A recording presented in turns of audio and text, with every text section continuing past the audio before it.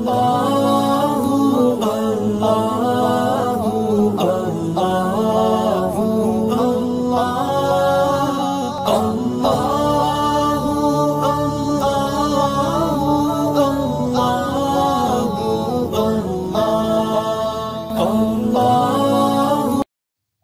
باللہ من الشیطان الرجیم، بسم اللہ الرحمن الرحیم۔ مدنی الہ یوٹیوب میں خوش آمدید۔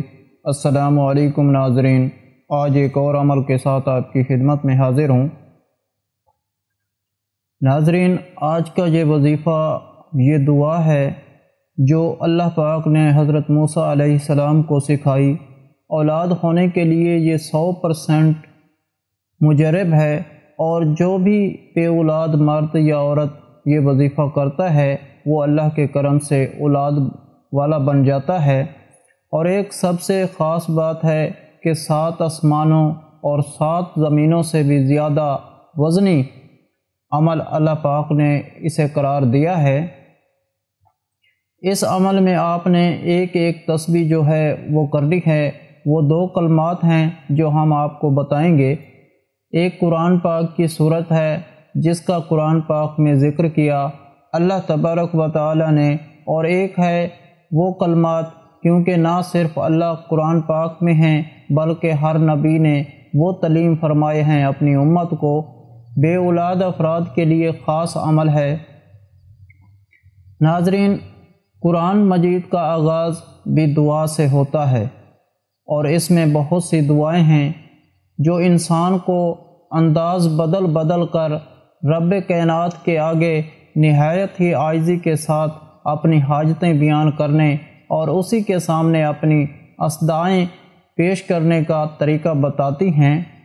لیکن مختلف مقامات پر رب العزت نے اپنے انبیاء کی زبانی پوری دنیا کے انسانوں کے لیے دعاؤں کے جو تحفے عطا کیے ہیں، ان میں سے ہر ایک قبولیت کے حوالے سے ایک نقصہ ہے۔ یہ دعائیں گواہی دیتی ہیں کہ پیغمبروں جیسی ہستیوں نے بھی اپنی حاجت کے لیے صرف اسی ذات سے رجوع کیا ہے جو اللہ کی ذات ہے، اور اسی کے آگے اپنی جھولی پھیلائی ہے۔ رب دو جہاں یقیناً ایک دن اپنی ان عظیم اور بزرگ ترین ہستیوں کی دعاؤں کے صدقے امت مسلمہ کو مشکلات سے نکالے گا، بلکہ جو بھی بے اولاد افراد ہیں اگر وہ یہ دعا پڑھ لیتے ہیں، ان پر عمل کر لیتے ہیں، تو انشاءاللہ تعالی اللہ کے کرم سے اللہ پاک انہیں اولاد کی نعمت سے نوازے گا۔ حضرت موسیٰ علیہ السلام کی جو دعا ہے، حضرت موسیٰ علیہ السلام جب کہ سینا سے واپس آئے تو انہوں نے دیکھا کہ ان کے بھائی ہارون کے منع کرنے کے باوجود ان کی قوم نے ایک بچڑے کو اپنا معبود بنا لیا، تو حضرت موسیٰ علیہ السلام سخت برہم ہوئے اور اس پریشانی کے عالم میں اپنے رب سے یہ دعا کی، اور پھر اس میں یوں اضافہ کیا، ہمارے سرپرست تو آپ ہی ہیں، بس ہمیں معاف کر دیجئے اور ہم پر رحم فرمائیے، آپ سب سے بڑھ کر رحم فرمانے والے ہیں۔ یہ جو قرآن پاک کی آیت ہے اس کو نوٹ کر لیں، یہ سورۃ الاعراف کی آیت نمبر 151 ہے۔ اس آیات کا ترجمہ کچھ اس طرح سے ہے: اے رب، مجھے اور میرے بھائی کو معاف کر دے اور ہمیں اپنی رحمت میں داخل فرما، تو سب سے بڑھ کر رحیم ہے۔ موسیٰ علیہ السلام نے اللہ رب العزت سے عرض کیا، اے پروردگار، مجھے کچھ ایسی چیزیں بتلائیں جس سے میں تجھ کو یاد کروں، اس کے ذریعے سے تجھ سے دعائیں مانگوں۔ تو اللہ تعالیٰ نے فرمایا، اے موسیٰ، لا الہ الا اللہ کہو۔ موسیٰ علیہ السلام نے کہا، اے میرے رب، اسے تو تیرے بندے بھی کہتے ہیں۔ اللہ تعالیٰ نے فرمایا، لا الہ الا اللہ کہو۔ موسیٰ علیہ السلام نے کہا، لا الہ الا انت، میرے رب، میں تو اپنے لیے کوئی خاص وظیفہ چاہتا ہوں۔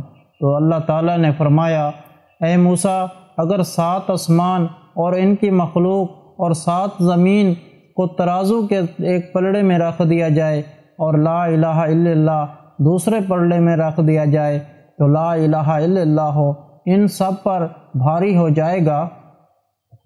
ناظرین، آج کا جو عمل ہے، آج کا جو وظیفہ ہے، یہ جو آپ کو قرآن پاک کی آیت بتائی ہے، اس کو آپ نے 100 مرتبہ پڑھنا ہے اور لا الہ الا اللہ کو آپ نے 100 مرتبہ پڑھنا ہے۔